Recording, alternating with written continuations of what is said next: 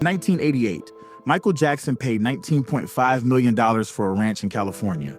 He renamed it Neverland, built an amusement park, a zoo with elephants and giraffes, a train station, a movie theater, spent millions more turning it into the most famous home in the world. Then in November of 2003, he walked out the front door, and he never came back, not once. For 4 years until his death in 2009, Michael Jackson refused to return to the place he called paradise. This is why he abandoned Neverland, and what happened to it after he left. In 1983, Michael Jackson was filming a music video with Paul McCartney in Los Alamos, California. They were shooting Say, Say, Say, and Paul was staying at a ranch nearby called Sycamore Valley Ranch. Michael visited Paul at the ranch, and he fell in love with it. The land, space, the privacy. It was 2,700 acres of rolling hills on the edge of Los Padres National Forest in Santa Barbara County. No neighbors, no paparazzi, just nature. According to his sister LaToya Jackson, Michael vowed that day he would return. That one day he'd own that property. 5 years later, he made good on that promise. In 1988, Michael Jackson purchased Sycamore Valley Ranch for $19.5 million.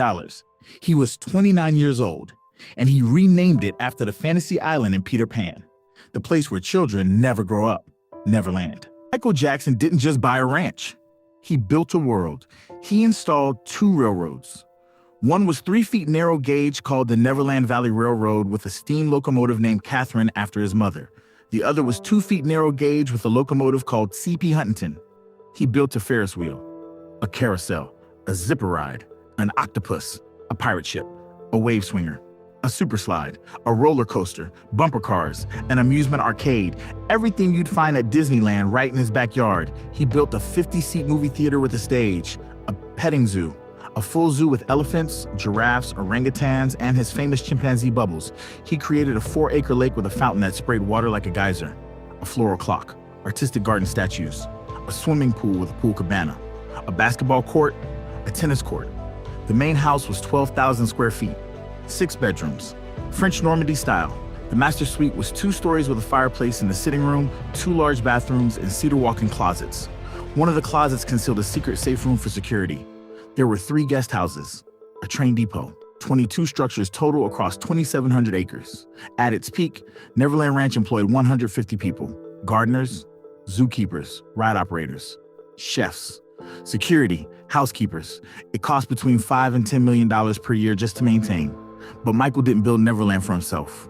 He built it for children. Michael Jackson invited over 10,000 sick children to visit Neverland Ranch during the 15 years he lived there. Kids from hospitals, kids with terminal illnesses, kids who'd never been to an amusement park because they were too sick to travel. Michael would bring them to Neverland, give them unlimited access to the rides, let them meet the animals, watch movies in his theater, eat candy and popcorn. And for a few hours, they could forget they were sick. He hosted events. Elizabeth Taylor and Larry Fortensky got married at Neverland in 1991. Oprah Winfrey interviewed Michael there in 1993. 90 million people watched that interview. Michael gave Oprah a tour of the property, showed her the rides, the zoo, explained why he built it. "I wanted to have a place that I never had as a child," Michael told Oprah. "This is the place I can create everything I never had."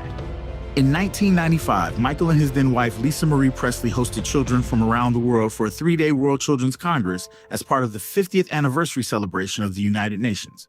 Seminars and workshops on issues facing kids globally, all at Neverland. For over a decade, Neverland Ranch wasn't just Michael Jackson's home. It was his mission, his way of giving childhood to kids who'd had theirs stolen by illness or poverty or trauma.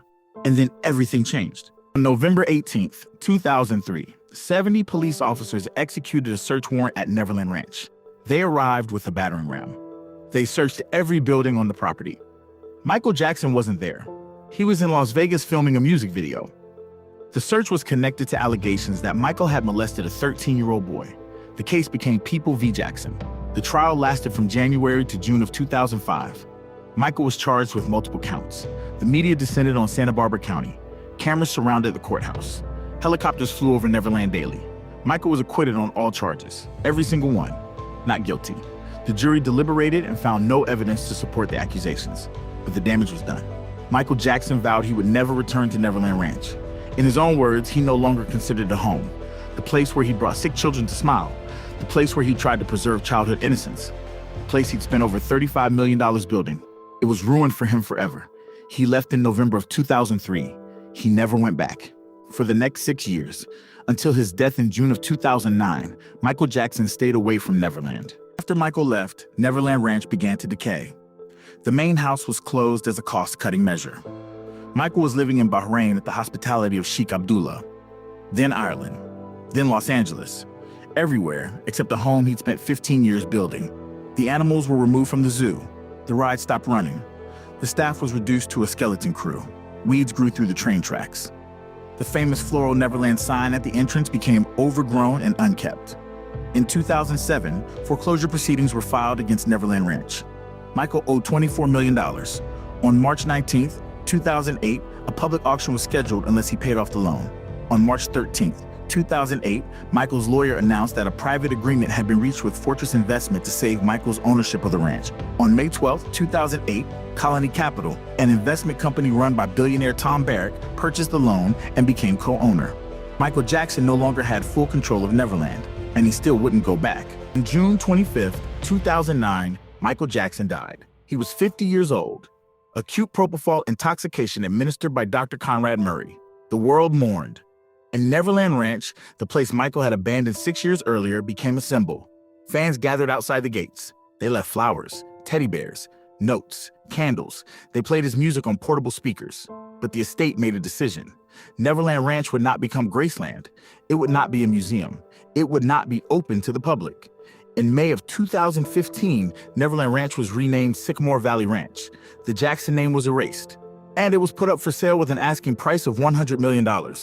Nobody bought it. The price dropped to $67 million in 2017. Still no buyers. In 2019, it was reduced to $31 million. Finally, in December of 2020, billionaire investor Ron Burkle, a former family friend of Michael Jackson, bought the property for $22 million. Less than the $19.5 million Michael had paid for it in 1988. Today, Sycamore Valley Ranch is a private estate. The amusement park rides are gone. The zoo is empty. The train station sits dilapidated and uncared for. The main house has been renovated, but the magic is gone. In 2024, something surprising happened. A film crew descended on the property. Hollywood came to Neverland. They're filming a Michael Jackson biopic. The ranch that Michael abandoned 21 years ago is being used to recreate the life he lived there. Film permits show activities like dialogue scenes, a petting zoo, and stunts. Filming took place from April 15th to May 1st, 2024. Helicopters, crews, actors, all recreating Neverland in its glory days. The irony is overwhelming. Michael Jackson spent 15 years building paradise, then walked away and never looked back. And now, 15 years after his death, strangers are bringing it back to life to tell his story. Michael Jackson paid $19.5 million for Neverland Ranch in 1988. He spent another $35 million turning it into the most famous private residence in the world. He invited 10,000 children to experience joy. He built trains and rides and a zoo. He created childhood for kids who'd never had one. And then 70 police officers with a battering ram destroyed it all in one day. November 18th, 2003, the place where Michael felt safe became the place he could never return to. The home where he tried to preserve innocence became associated with the worst accusations of his life. He was acquitted, cleared of every charge. But it didn't matter. Neverland was over. For 6 years, Michael Jackson lived in exile from the place he'd called paradise. And when he died in 2009, Neverland died with him. The rides were dismantled. The zoo was emptied. The name was erased. What's left now is just land. 2,700 acres of California hillside. A French Normandy mansion. Some tennis courts and a pool.